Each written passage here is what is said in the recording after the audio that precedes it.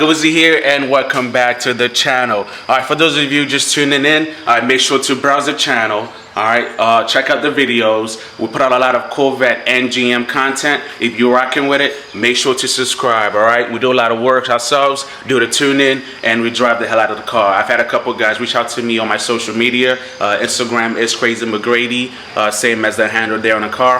Alright, I make sure to answer all of y'all's questions. Alright, I might not have the right answer sometimes, but I do make sure to point y'all in the right direction. All right, so check us out, and like I said, do subscribe. All right, let's get to the content. We touched down in the Virginia Beach area about a month ago, and we've made quite the impression in the area. People seem to love the car, got a lot of compliments, and as usual, it's breaking necks everywhere she goes.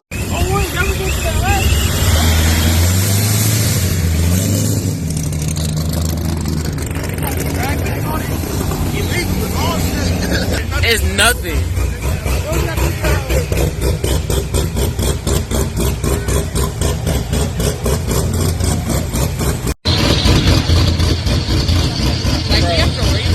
On my last video, we spoke about what the plans for the car was going to be as far as what brand coilovers to run, as well as the plan for the supercharger head unit. For the suspension, so I ended up going with the Vikings coilover. I got with Jen from Fat Body Performance. She was like a liaison between me and Viking, and she made the process of figuring out the valving and the specs a lot easier. So it was about $1,700 out the door. Ordered the coils earlier this week, and it should be here in about 2 to 4 weeks. Ended up going with the Vikings Crusader. They're known to hold a little bit more power, but are going to require constant adjustment between racing and cruising on the street, which is fine by me. I don't mind, getting under there, turning the knobs. I believe I have to reduce the dampening or the recoil, actually. Turn the recoil down to be able to cruise on the street, and then when it's time to, full send it, we'll just turn that recoil back up.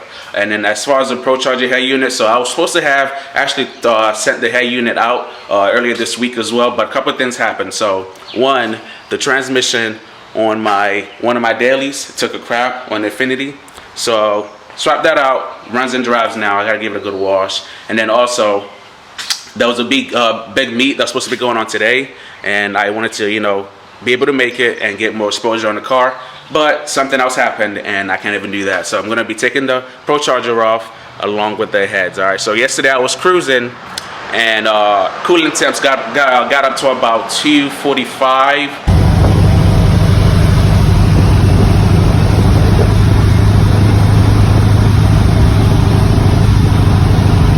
It was pushing water out. I was able to cool it down and then limping home. And by limping it, I mean literally on the highway, when the coolant temp starts to go up, I would just cut the car off right around like 230, 235 temps, cut it off, let it cool down as I'm coasting on the highway, and I was able to make it home. Luckily, I wasn't too far away. All right, so this is gonna be the 4th head gasket that I've been through in the past, I wanna say 6 or 7 months, and I think it's just time to invest in those 6-bolt heads. I've been wanting some. I know that the car's been needing some, but obviously we've been doing, what we can and tackling the issues as they arise. Problem is, this issue has arisen one too many times. All right, so hopped on Texas Speed, looked through the forums to see what the best for my budget is gonna be. I know Brodix, Frankenstein, and PRC has a few good options. So I'm gonna do some research to see what is gonna be best for our setup, and it's gonna be within budget as well. All right, and definitely should have sent this ProCharger out, because now it's a week later and I can't even drive the car anyway. So on the flip, we got some new shoes. All right, Welds S71s, skinnies, 17-inch, wrapped in some Sportsman SRs, and definitely loving the look. Definitely loving the look. We ran the Poverty Stars up front and the rears for a while. Swapped the back out, and it took me a little bit more time to get the front swapped out as well. Definitely looks good. Finally have a matching set after a year of owning the car. Alright, and then as far as where we are with our traction battle, so ordered some AT Street Pros. Alright, so we've tried the Mickey Thompson AT Street R from the 325 to what is currently on the car, which is the 275, without any luck. So trying the AT Street Pros now, and I think I might have screwed this one up. So this is a 315 let that focus. This is a 315 6015, and honestly, I didn't know how tall they were gonna be until they got here. Ooh, so just to put it next to the car for a good size comparison. But yeah, I'm pretty sure I can't even run these. It would require way too much modification. Got to take the fender liner out. I might even have to cut into the body, and I don't want to have to do that. So I'm going to be sending these back. And I already actually purchased a set of ET Street Pros, the same tires, but in the 275. All right, and then we're going to see how that works out. So hopefully with the Pros along with the coilovers, we should see some improvement in traction.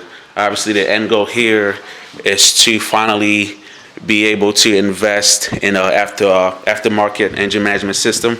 All right, and then here's a spare set of 325 5015s ET Street Rs that I kept. So just so you can see the difference in size, and that looks more like it. And then I'm gonna toss it next to the Pros so that y'all can see the difference. I was like, yeah. Look at that. Look at that. Big difference.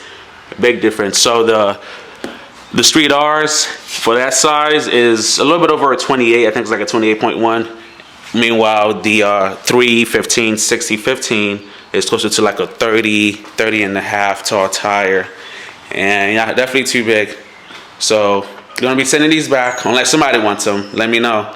All right, I think I have about a 2-week grace period to ship these out. So if y'all want them, holla at me. All right, I pay $750 shipped. I'll give it to y'all for like $700. Doesn't matter. All right, well, what else? So building this shed so I could get all these boxes tossed in there. I got the skeleton of it going, and now I got to put the panels and the doors and then the roof. But it wasn't too bad. It was about $300 from Amazon, and it beats like that already built Home Depot version that go for like $3 grand. All right, so you know, saving money where we can so we could keep dumping money in this bad boy. All right, what else? I feel like I'm forgetting something I didn't talk about. Right, so I'm gonna be sending the head unit back. Currently running that F1R. We made somewhere in the 12s with it. We made about 25 pounds of boost out of this, and I'm assuming with the F1X with the same pulley combo, we should see roughly 28, maybe 29 pounds of boost. That should get us right around that 1350 range. I also gave the wing a facelift. It was kind of angled down a bit, so I actually had to rear drill into the body, raise it up a little bit to give it more of an aggressive angle, and hopefully we can get a little bit more downforce out of that. I had a comment in the prior videos that made a good point of adding a wicker bill back here to help with the downforce as well, so I'm actually going to be looking into that as well. I think maybe an inch or two should be enough, and I'll see if it makes a difference. I've had a couple guys want me to pretty much run through the setup and give a a cost analysis on what it took, you know, to get here from a stock motor. And so I think I'll be doing that in the future videos. All right, so keep a lookout for that. But do bear in mind, because the work was done by me, the tuning as well, it kind of chops the price in half. Well, the block was assembled in Texas, so that's the only thing that I didn't touch on this car was the block. But as far as like the heads, supercharger, that good stuff, mounted those on. So I've always believed that if you could work on your own car, you could definitely afford anything you want to drive, because these days labor is what kills you. All right, labor is what kills you. Even with the tune alone, like right now I'm on tune revision 135 or so. With every tune revision I do, I number them sequentially. So 135 is definitely a lot of adjustments. I'm no pro at it. I'm still learning as I go, but trusting yourself is definitely going to play a big part of that.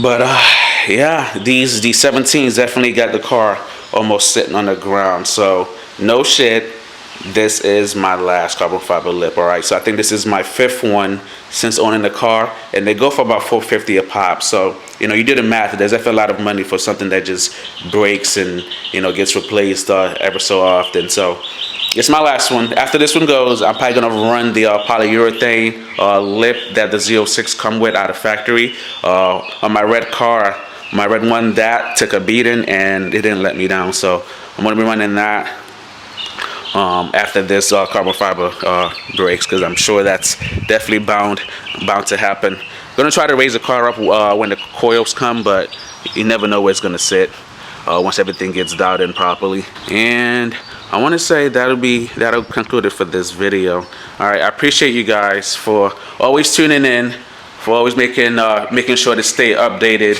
with what we got going on here.